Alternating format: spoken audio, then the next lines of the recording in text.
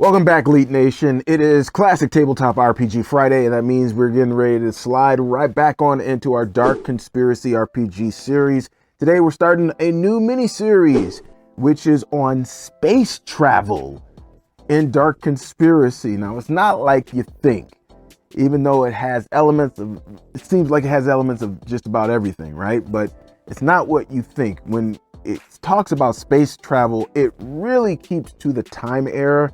So we're talking about like hard sci-fi of like maybe the 80s or 90s. And really, I'm not real too sure about the hard sci-fi part of it because it's just mostly about the types of space vehicles themselves. And that's pretty much it. So we're not talking about going way out into the stars or anything like that. But you guys will know what I'm talking about as we get further into this video. So stick around until the end because I do have the question of the vid. So I'm going to slide right into this and we are going to roll them.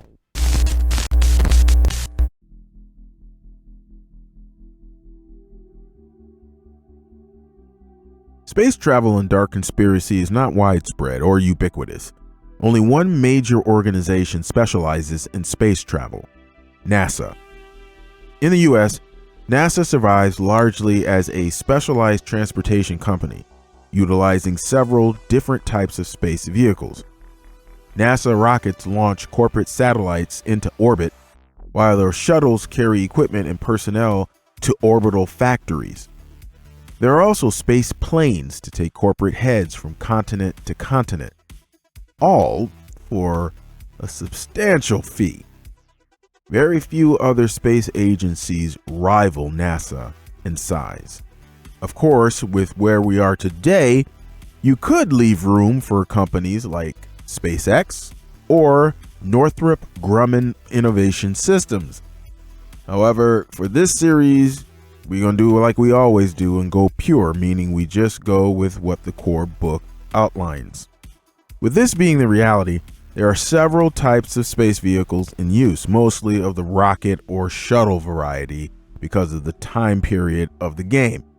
These vehicles have specs you need to understand if your investigations take you into space in your Dark Conspiracy campaign. So let's go through a couple of the specs that we have here. So the name of this is an Atlas rocket or launch system. So what you have at the top here, first you have a description, and this one is very, very short. And then you have the type. Now, this is called a launch system because rockets nowadays are just used to launch things. If you go over to the STS or the space travel system, here you see a much longer description here, and then you have the type down here, which is a combination system. And so what we're looking at over here is a combination. This right here is a huge fuel tank. Over here you have the rocket boosters, and then here you have the shuttle. And so that's the combination of launch system, tank, shuttle, everything together. Next, we're looking at the source. The source is the company that has control over the inventory and the launch of the spacecraft. So in this case is NASA, and if we move back over to the STS, and we get the same source, which is NASA. Price is the price to purchase the spacecraft with a full tank of fuel. Now there is a 2-letter designation availability code here, right over here. Now, a letter to the left of the slash indicates a general market availability. And so it means that private contractors may negotiate for that craft and launch support on a strictly commercial level, and no government will be involved. Then you have a letter to the right of the slash, which indicates special market availability. So the more difficult the special market rating is, the more scrutiny that the government will offer, and the more it's going to need evidence of a mutual benefit. Now, there are 4-letter designations that will be in either side of this slash. You have a V that equals very common, C, which equals common, S is for scarce, and R is for rare. So if we're looking at this Atlas rocket here, we got a C on the left-hand side here, which means that it's common and private contractors would be able to launch this pretty much with no problem, because on the left side is a V, and that means it's very common.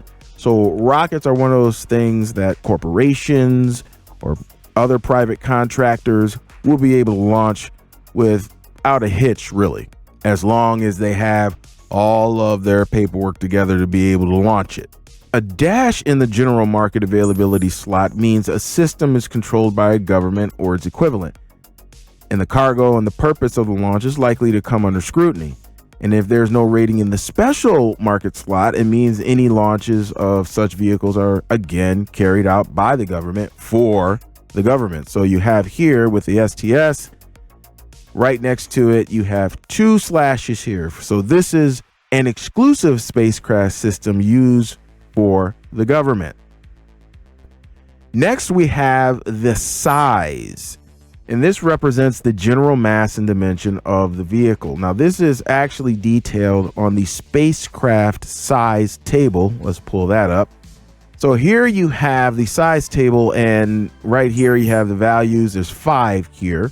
Each spacecraft is going to have one of these designations in terms of size. So if we go back to the spacecraft, the size for the Atlas is a 2. And we pull this up over here, and a 2 is large, which means it's going to be 36 to 55 meters, or since we're in the United States, 118 to 180.5 feet. If we were to look at the STS has a size of 3. Going back to the spacecraft size table, that means it's very large with a size of 75 to 75 meters, or since we're in the United States, 184 to 246 feet. Now, in the case of orbital systems, a second value is given in parentheses. So let me pull up a shuttle here. So this is an orbiter, a shuttle orbiter. There is another designation right over here in parentheses, and this is the system's mass in metric tons. So this is necessary to know since these systems are launched as payloads by launch systems. So here we have 75 ton mass, TONNE mass here, which they have designated for the shuttle orbiter. And we're going to get into payloads in the next video. This particular series is going to be a little long. I mean, I think I've got it slated for like 4 videos or something like that. So we've got a lot to cover. And again, it kind of keeps to I wouldn't say hard sci-fi, but I would say kind of like an intermediate sci-fi, I guess. I don't know. And it really does keep to the time era. Well, if you got any value out of this video at all, a little bit of entertainment, anything, maybe a little bit of information, whatever, bruh, can you slide me over a little bit of love to the YouTube algorithm and crush the like button. Also, if you want to stick around, I come out with videos every Tuesday and Friday, God willing. Let's get to the question of the vid. The question of the vid is not for everyone, number one, because it is for those of us who were around at that time. But it's a little bit melancholy, you know, when you go back and you think about it. But I remember where I was. I don't remember what I was doing there, but I do remember where I was. But since we're talking about space travel in that time era, where were you when the Space Shuttle Challenger exploded I remember I was in high school, and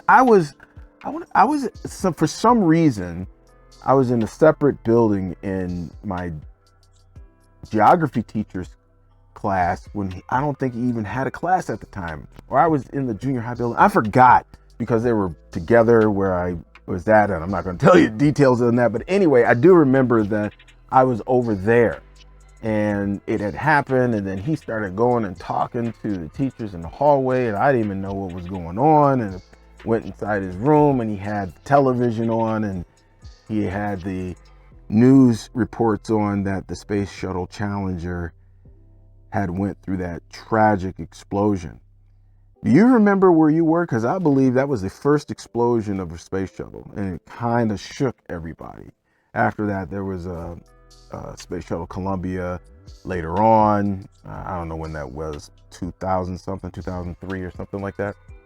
But the Challenger was the first time. It was the first time anything like that had happened. Where were you? Let me know down in the comments below. Let's get some engagement going. Now, for those of you who weren't old enough, then go ahead, do your due diligence, and look up some videos online. As a matter of fact, I'll make it easy for you. I'll probably put a link for one down in the description. You can go and take a look at what actually happened. It was tripped out, man. Tripped out. All right, well, that'll do it for me, folks, and that means I gotta go and I gotta do my snag goal push. So exit stage left. It's Friday, y'all. You know what that means. Happy gaming. If you got a game this weekend, hey, I pray it's an RPG Elite session. It is fantastico, and you have a more immersive and enjoyable tabletop RPG experience. So until next time, y'all, I will catch you on the flip again, God willing. So peace. 5,000 leets. That's right. I'm out.